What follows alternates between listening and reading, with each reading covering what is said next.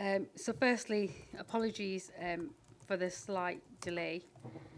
Should we crack on straight with Cabinet?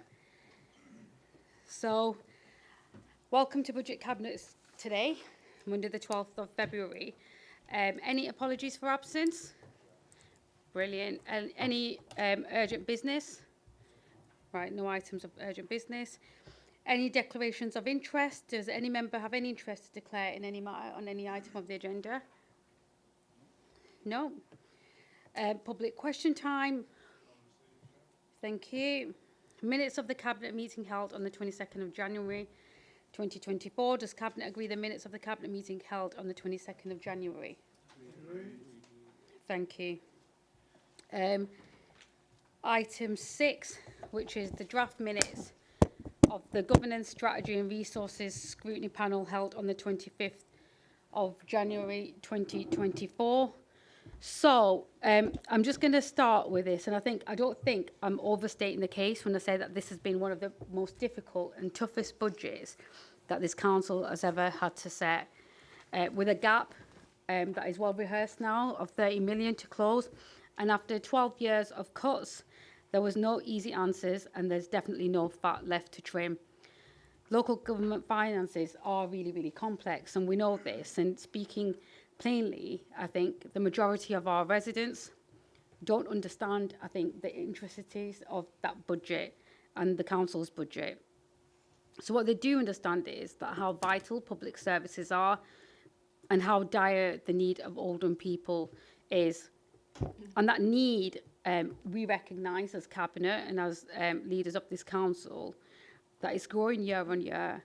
Every year, we're seeing more and more children in need of support from social services.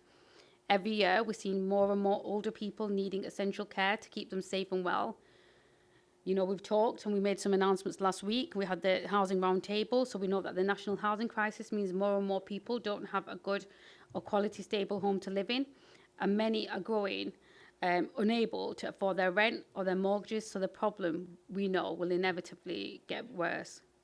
And these aren't local crises, these are national crises, but it's left to local government to meet the need that national government create.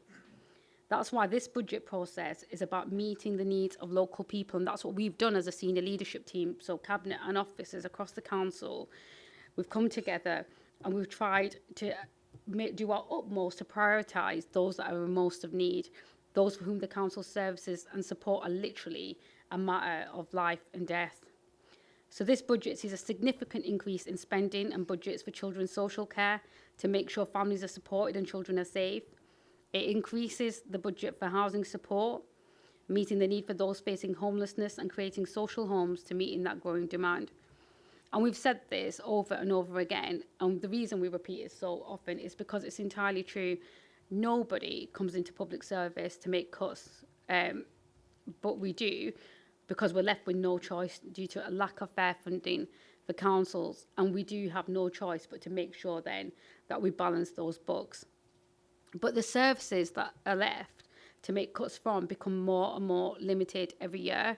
So we try incredibly hard to protect the things that really matter to local people, and that's like parks, bin collections, street cleaning, highway improvements, because we know that these things are the visible signs of what council tax is spent on. So the proposals we're bringing forward are a result of a significant amount of work looking at every service in the council to see what we can do to make us more efficient, how we can work together with other organisations, and how we can prevent future need for services. But we can't avoid difficult decisions entirely. We're going to have to make savings. We must make savings. The government has left us with literally no choice, but we can't forget the staff who work hard day in, day out to deliver for Oldhamers. And I personally resent any savings we need to make, but we will make them. Like I said, we've got no choice, but we'll continue also to fight for the fairer funding for local government. So does any member wish to speak on them? On the draft minutes? Yeah. Yes, Chair, I echo everything you said. Clearly, it's an extremely difficult situation, especially when our demands have been increasing, but we've not been getting the funding to provide vital services here. But in terms of the minute, Chair, that the scrutiny board considered the 34 proposals that we discussed at the meeting, and I'm incredibly grateful for the committee, to the committee for the diligent way they scrutinized every single proposal, and then subsequently they accepted the need for us to undertake those reduction in order to produce the balance. So I'm happy, Chair, to support the draft minutes, but would like to record my personal thanks to the committee for the hard work they've done. Thank you, Councillor Jabbar. And I think we should also note and commend the work that you've done with your officers to see us through this as well. So thank you so much to you as well. So does Cabinet have they considered the draft minutes, and are the recommendations of that report noted? Brilliant. Thank you. So item 7 is the draft minutes of the Governance Strategy and Resources Scrutiny Panel held on the 8th of February 2024. So again, I'd like to start by saying the meeting of the Governance Strategy and Resource Scrutiny Board held on the 8th of February, of course, relates to the opposition budget proposals. And I would like to draw Cabinet's attention to item 6, paragraph 9, and the comments of the Director of Finance in her role as Section 151 officer. And she said, and this is a quote that I took from that paragraph, which is, the proposal not to increase the level of council tax for general purposes would significantly increase the budget challenge for 2025 and 2026 and later years, and as such must be considered a high-risk proposal, given the financial pressures the council will continue to face. So, that proposal that we received from the opposition Conservative Party is nothing more than a cynical attempt at electioneering and another display of the Conservative Party's commitment to unfunded tax cuts, with no care given whatsoever to the impact this would have on the borough's finances going forward. We have to be responsible, you know, when we make these decisions and when we put proposals forward. There was absolutely no attempt whatsoever made to fund the gap that this freeze would have created. Instead, the proposal was to pay for this out of reserves, which is not the responsible way to do things. The Conservative group can talk about decreasing the tax burden on Oldhamers all it wants, but it needs to have that conversation with the leader of their party in Westminster, who can actually change the system and ensure councils are properly and fairly funded. And you only have to look across the country at the kind of difficult circumstances councils of all political persuasion are facing, and it's really, really sad to see. So I am really pleased to say that I was pleased that the scrutiny panel saw through that and recommended that all of the Conservative group's proposals be rejected. However, there was a recommendation from the scrutiny board for Cabinet to review 3 of the Liberal Democrat proposals. So, Councillor Jabbar, I'm going to hand over to you for you to get us started. Chair, just on the Conservative one as well, just to echo everything you said. Additionally, Chair, they were taking over £9 million of emerging priority capital budget to fund capital projects, and that would have meant that we have absolutely nothing left for any emergencies in the capital programme. And, you know, that is not a serious and responsible way to manage capital programmes. So thank you, Chair. And I echo the point that you made about the scrutiny board understanding the proposal and rejecting every one of them. In relation to item 5, Chair, and specifically BR 201, 202, 204, if I can please take each of these in turn, and then I'll ask colleagues then at the end of it make a decision. So the first one, 202, relates to the communication service and the research within the council. They're proposing to take additional £365,000 out of that service. You'll recall, Chair, when we presented our budget, we took out 2 posts already from this area, and we did look at that area at great lengths in the workshop that we held in November.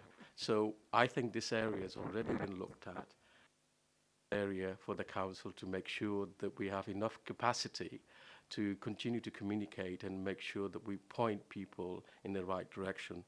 So on the basis that we're already taking 2 posts out from this area, and the fact that we actually spend enormous amount of time looking through this, I would like to recommend to the council that we actually politely reject this.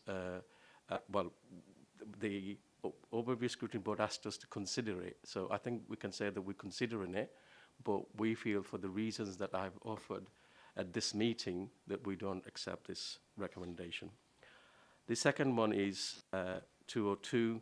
This is in relation to reduction in mileage budget to reflect changes in work practices, and it's been suggested that we reduce it by 55,000. Now, Chair, again, we looked at this in detail, and this is my portfolio area, and I know this. So this budget that they're referring to has been worked out based on the number of people who are in receipt of essential card users and the possibility of the claims that they could make.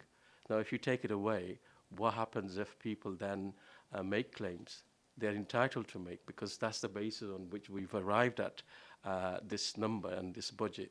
So again, Chair, I don't think it's appropriate that we should take out numbers from a budget that we know that potentially we could spend on. What would happen then that if people started claiming?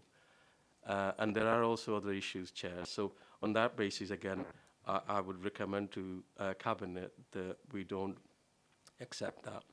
And then the final of the 3 proposals is 204.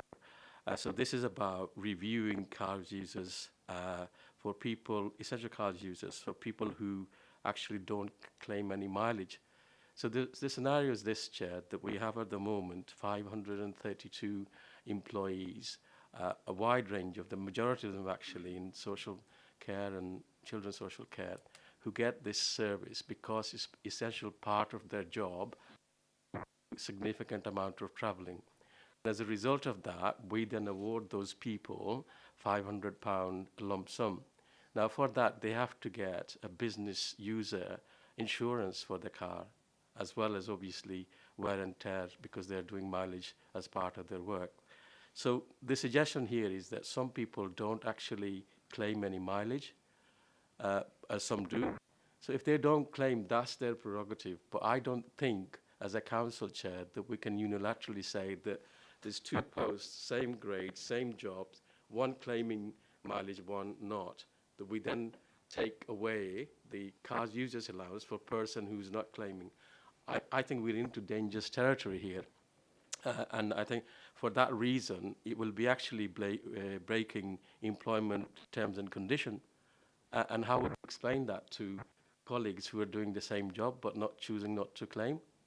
So for that reason, and I've had discussion within my HR team, Chair, and we feel very strongly that this is a dangerous precedent to set, and for those reasons, I'm asking Cabinet to reject that proposal too.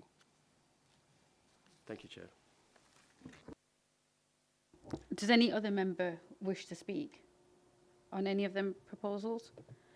Okay, so in summary, I think what you're saying, Councillor Jabbar, is that the opposition budget proposals put forward, including those that you refer to in this meeting, do nothing to address any of the significant challenges that we're facing as a council or as a borough. They don't bring anything forward that's innovative or any innovative ideas for more efficient services, but it's just, you know, electioneering again and just not thought through properly. And I actually fundamentally agree with the reasons that you've asked us to consider the proposals and rejecting those proposals. So based on those reasons that Councillor Jabbar has discussed, does any Cabinet member wish to say anything on them? No? So do we agree to dismiss those proposals? Agreed? Thank you. Item 8 is a Revenue Monitor and Capital Investment Programme 23-24, month 8 to November 23. Councillor Jabbar. Thank you. So you know that we bring a regular report to Cabinet to tell you what's happening with our revenue budget and capital budget. So this is the period, month 8. It gives you a snapshot of what's happening in respect of capital and revenue. So if I can pick out the key point, Chair, obviously you'll be familiar with the format. Unfortunately, looking like that by the end of the financial year, we'd have an overspend of 16.192 million. Primarily, the overspend has previously been recorded is in children's services, where we're forecasting 13.386 million. And then in place and economic growth, forecasting pressure of 5.312.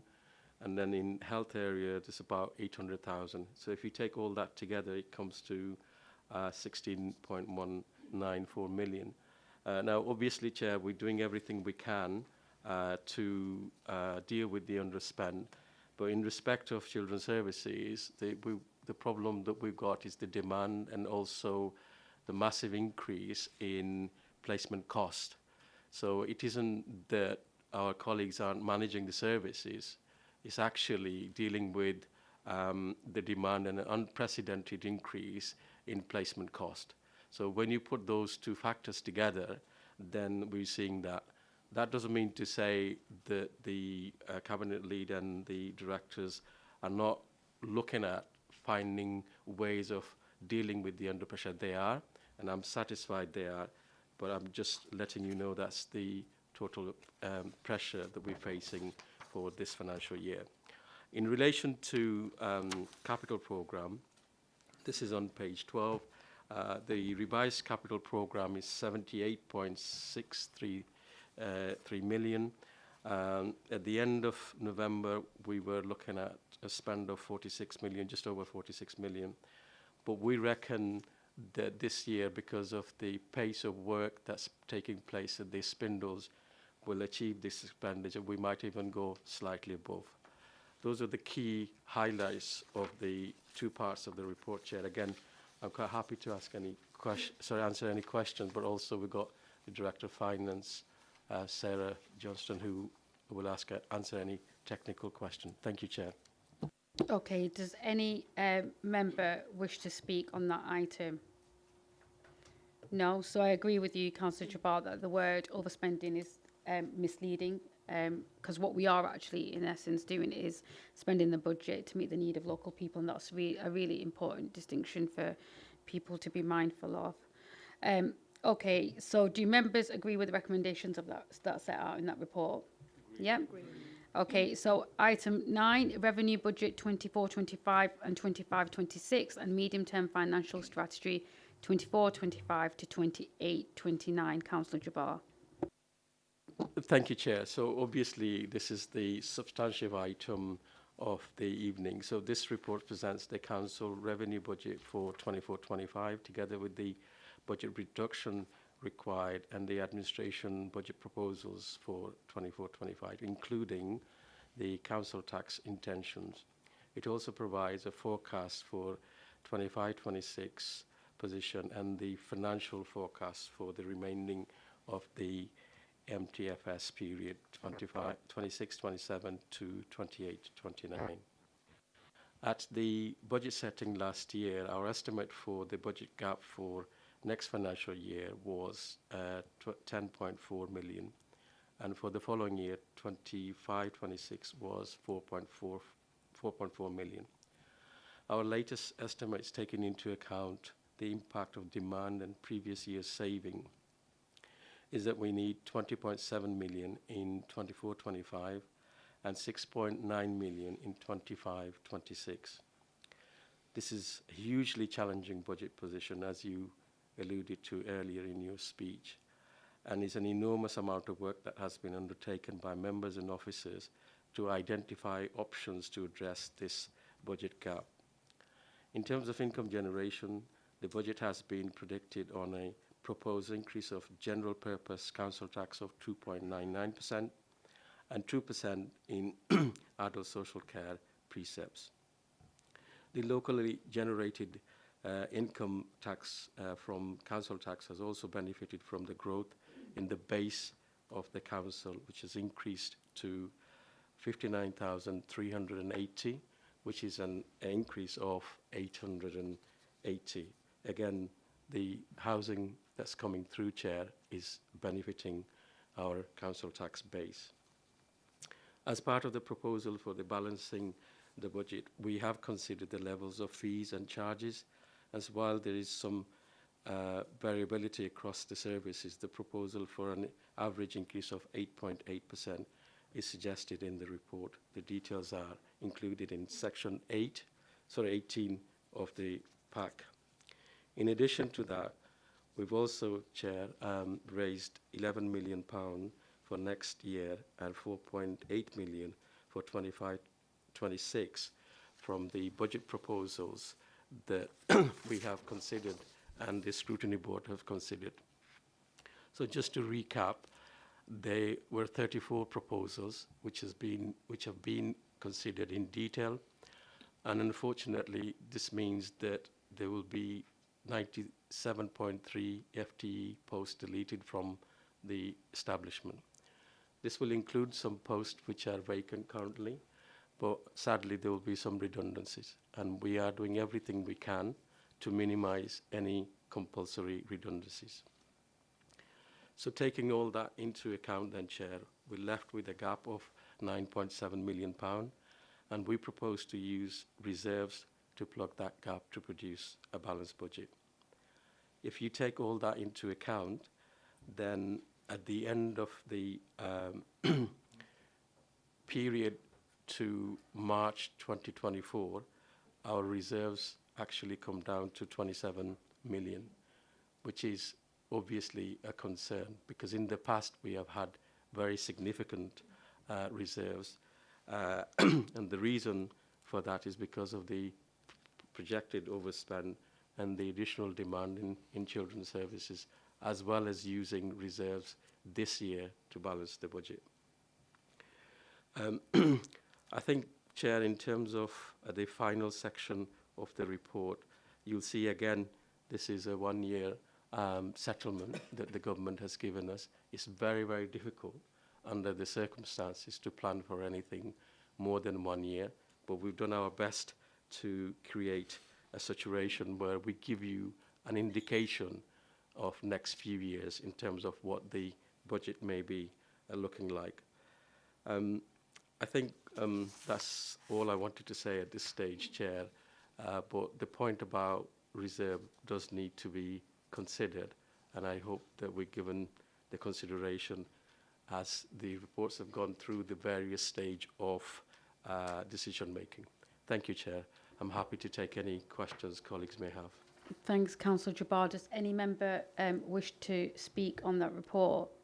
No? So I think I'll just repeat what I said earlier about the way the councils are funded. It's just fundamentally unfair. And the reason why I make this point again and again is the examples that you just, and the situation that you've just described, because those areas of the country with the most need are not giving the funding to meet that need. In addition, those councils then with the most need are also those areas where an increase in council tax brings less additional funding. And it's really important, and we should always use this opportunity to make this point, that until that injustice isn't righted, all we can do and what we will do is to protect vital services as much as we possibly can. But while we do that, we'll continue to lobby for that fairer funding and a fairer deal for Oldham people and Oldham services. So do members agree the recommendations of that report? Note the recommendations of the report. Agreed? Okay, item 10 then is Capital Strategy and Capital Programme 2024-25 to 28-29 and Minimum Revenue Provision Policy Statement. Councillor Jabbar. Yeah, thank you, Chair. So obviously this follows on from the previous report, and this deals with the expenditure over the next 5 years. There's not a lot to add, Chair, except to say that obviously the priorities within the capital strategy reflects children's social care provision, additional housing that we've been talking about all day today, continued investment in IT, because this is really important, especially in the day and age where cyber attacks is happening every day. We just to make sure that our security system is up to date and protect all our data that we have in the council. The key point to note, Chair, is that the expenditure for next 3 years is £253 million. That doesn't include 181 million for the first 2 years of the programme. I think obviously the biggest expenditure area is creating a better place.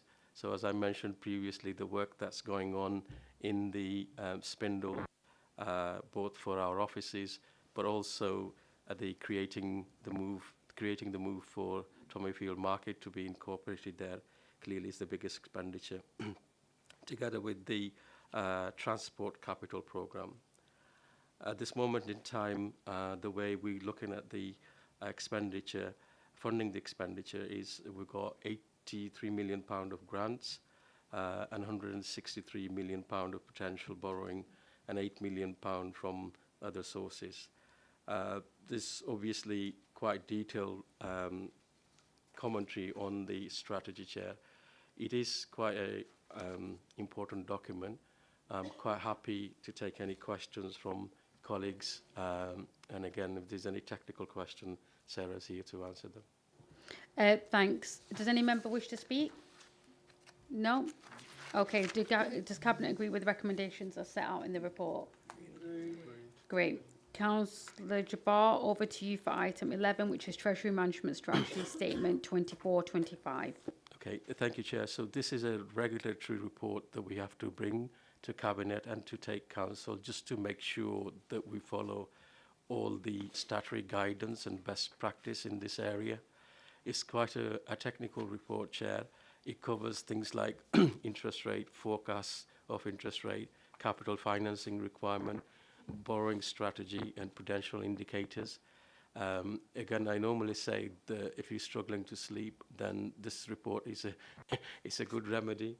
But it is a very important report, Chair. It gives you tons of information about the Council's treasury management, but more than that, it gives you the assurance that we are managing treasury management in this Council in the way that we fully comply with the statutory requirement as well as best practice.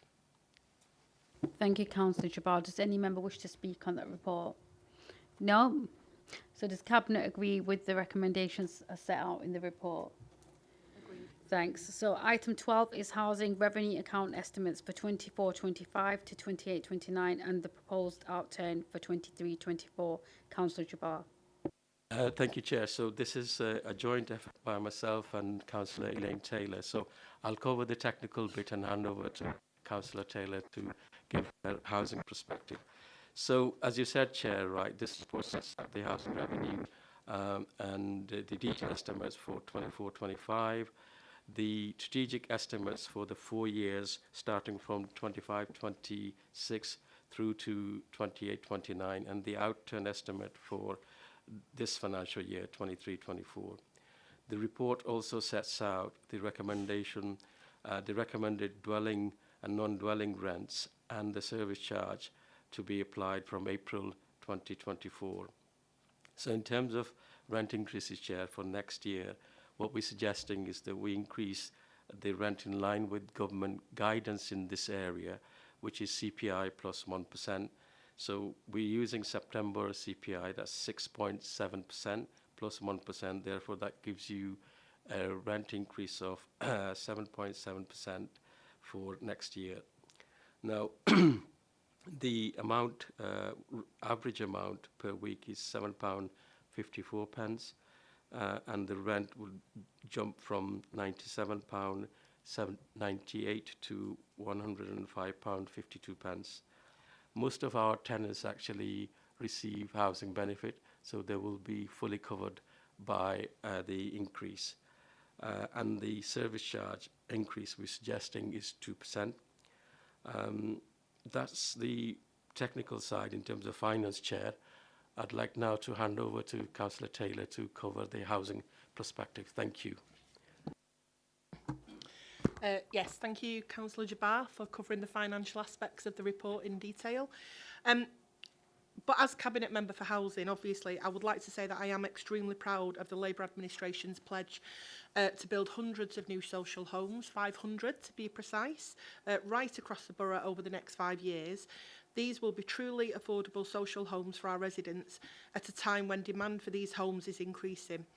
Now, these homes will be jointly financed with our housing partners, but in order for the council to finance the construction of any new build social housing through the HRA, it is essential that increased costs are covered by rent increases so that the HRA can remain financially sustainable.